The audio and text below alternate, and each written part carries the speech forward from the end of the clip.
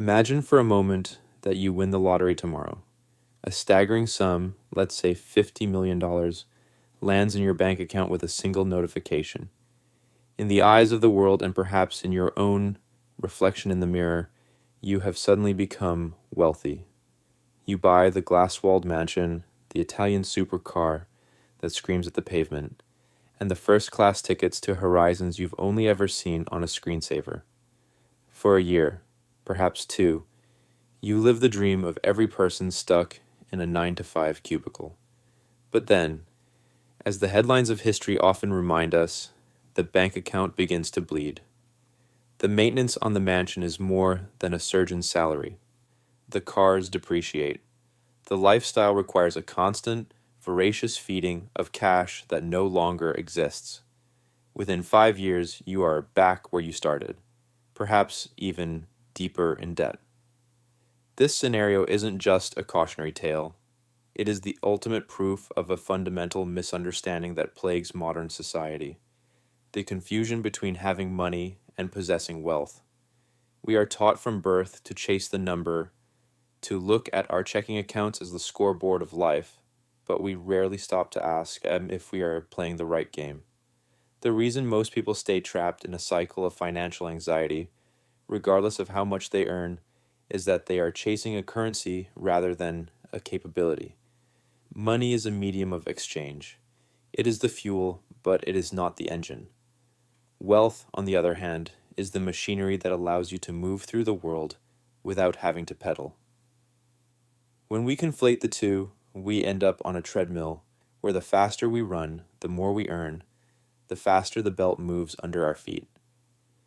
We find ourselves in a state of perpetual pursuit where the goalpost of enough shifts every time we get close to it. This script is an exploration into that divide. We are going to deconstruct the architecture of the financial matrix we live in, exploring why a high income can be a gilded cage and why true wealth is often invisible, silent, and measured not in dollars but in hours, days, and years of reclaimed freedom. To understand why you might be chasing the wrong number, we must first establish a rigorous definition of terms. Money is a tool of utility.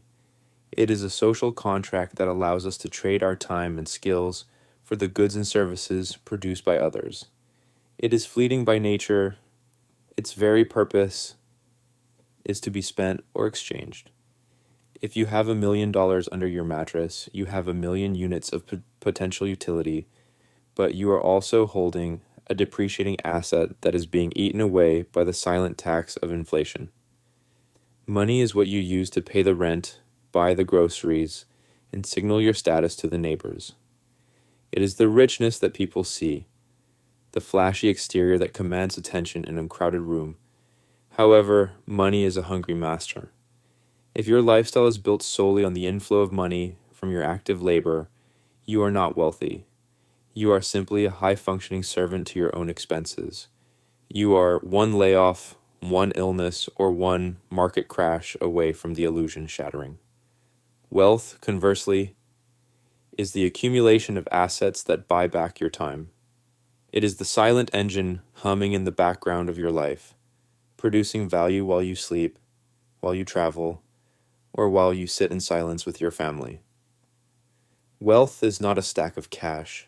It is a portfolio of productive entities, stocks, real estate, businesses, intellectual property, or even a deep well of specialized knowledge that generates more utility than you consume. While money is about what you can buy, wealth is about what you can withhold. It is the ability to say no to a toxic boss, no to a project that compromises your values, and no to the pressure of the status game. Wealth is measured by how long you could survive if you stopped working today. If your monthly expenses are $5,000 and your assets generate $6,000, you are infinitely wealthier than a surgeon earning $500,000 a year who spends every cent of it to maintain a facade of success. The surgeon has money, but the person with the surplus has wealth. In the modern economy, we have seen the rise of a specific class of people known as Henrys, high earners, not rich yet. These are the professionals, the mid-level executives, and the successful freelancers who bring in six-figure salaries but find themselves living paycheck to paycheck in expensive coastal cities. They are the primary victims of the money versus wealth delusion because they have fallen into the trap of lifestyle creep. As their income rises, their definition of necessity expands to fill the space. The Honda becomes a BMW, the apartment becomes a mortgage on a 4-bedroom house. The local park becomes an exclusive country club. They are chasing a higher number, thinking that once they hit $200,000 or $500,000 a year, they will finally feel wealthy. But they are merely upgrading their treadmill. They are trading their most precious, non-renewable resource, time, for depreciating status symbols that require even more of their time to maintain. The psychological gravity of lifestyle creep is immense because it is fueled by social comparison. We don't measure our success in a vacuum. We measure it against the people in our immediate circle. If everyone in your social group is spending their money on luxury goods, the act of saving and investing, the act of building wealth, feels like a form of social suicide. It feels like you are falling behind. But this is where the wrong number becomes dangerous. When you chase the number on the paycheck to fund a lifestyle, you are effectively selling your future self to your current ego. Every dollar spent on an unnecessary luxury today is not just a dollar gone. It is the compounded growth of that dollar over 20 years that has been sacrificed. True wealth building requires the discipline to keep your richness invisible. It requires the courage to look poor or average in the eyes of a consumerist society while your net worth quietly compounds in the shadows.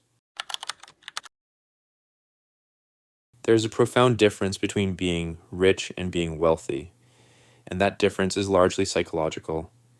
Richness is a loud, visual display of current income. It is the jewelry, the designer clothes, and the curated Instagram feed of exotic vacations. Wealth, however, is what you don't see.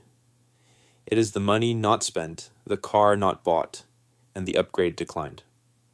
In his seminal works, The Psychology of Money, Morgan Housel points out that wealth is the options you haven't yet exercised. It is the freedom to change careers at 40, the ability to retire 10 years early, or the peace of mind that comes from knowing a medical emergency won't bankrupt your family. Because wealth is invisible, it is incredibly difficult to emulate. We see the rich person driving the Ferrari, and we think, I want to be like them.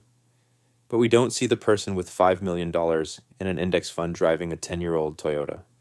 We ignore the latter because there is nothing to see, yet they are the ones who truly own their lives.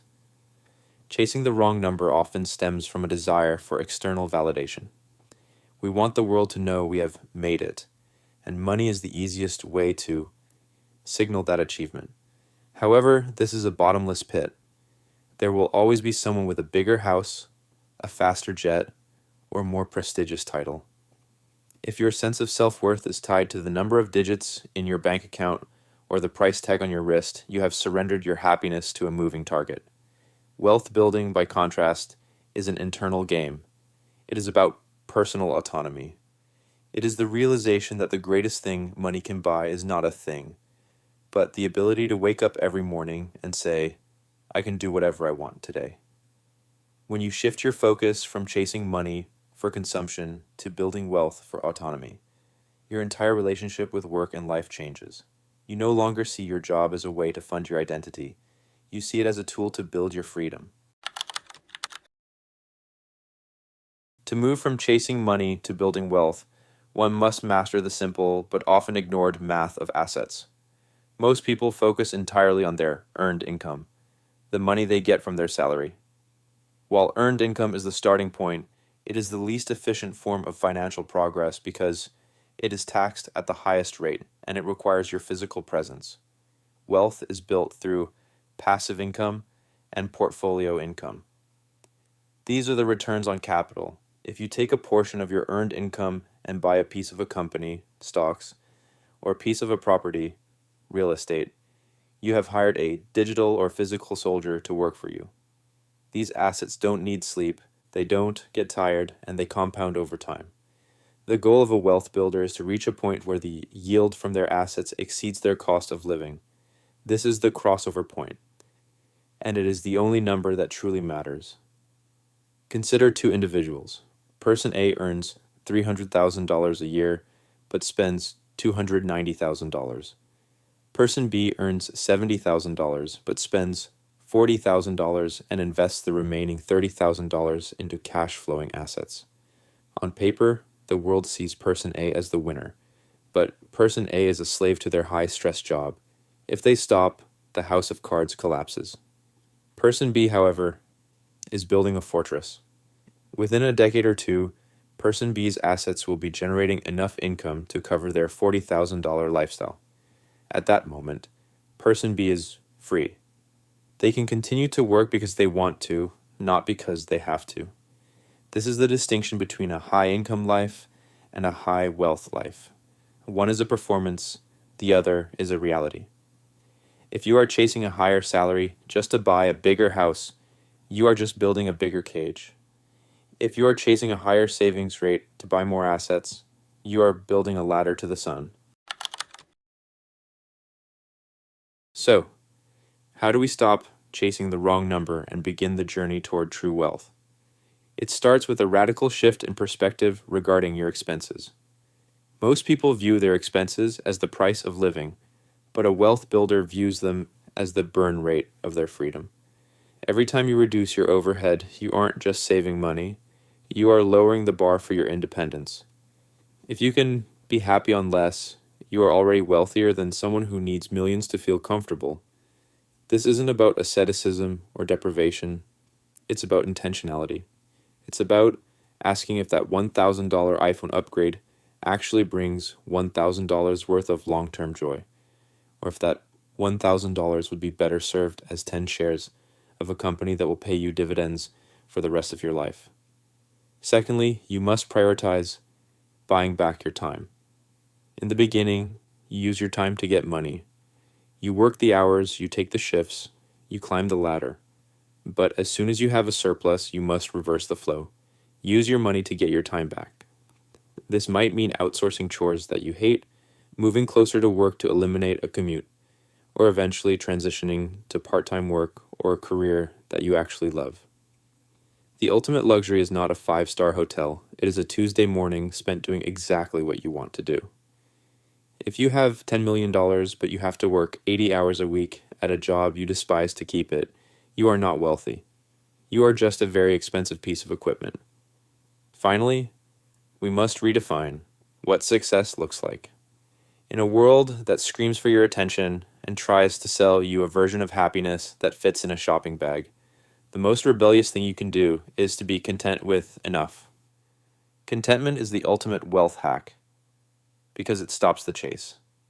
When you realize that the best things in life, deep relationships, physical health, intellectual curiosity, and a sense of purpose, cannot be bought at a luxury boutique, the pressure to chase the money number evaporates. You start focusing on the wealth number, the number of years you own, the number of memories you create, and the number of people you help. In the end, the wrong number is any figure that requires you to sacrifice your soul, your health, or your relationships to achieve it. We live in a society that counts everything but values nothing. We count our followers, our likes, our dollars, and our square footage, but we fail to value our peace of mind and our autonomy. Money is a fantastic servant, but a terrible god. If you spend your life chasing it, you will find that it is a horizon that recedes as you approach. But if you build wealth, true, deep, resilient wealth, you will find that the world opens up to you in ways you never imagined. True wealth is the ability to walk away. It is the ability to be present for your children's milestones. It is the ability to sleep soundly at night, knowing that your future is secure regardless of what the market does tomorrow. As you move forward from this moment, take a hard look at the scoreboard you've been using. Are you winning the game of money, or are you winning the game of wealth? Are you buying things to impress people you don't even like, Or are you buying the freedom to be the person you were always meant to be? The choice is yours, but remember, you only get one life. Don't spend the whole thing chasing a number that was never designed to set you free. Choose wealth, choose time, choose yourself.